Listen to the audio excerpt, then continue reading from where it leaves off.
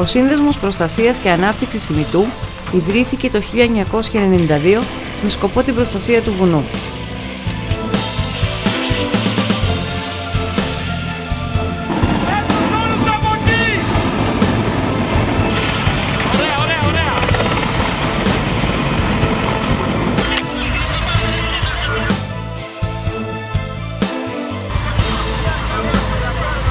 Απ' την πλευρά της Κεσαριανής, απ' την πλευρά της Κεσαριανής, ο Β1 είμαι.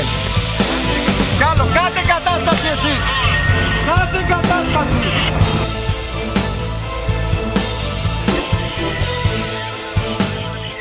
Η δράση του περιλαμβάνει την οργάνωση και το συντονισμό διαφόρων φορέων και εθελοντών, αλλά και ενεργών πολιτών στο δύσκολο αυτό σκοπό.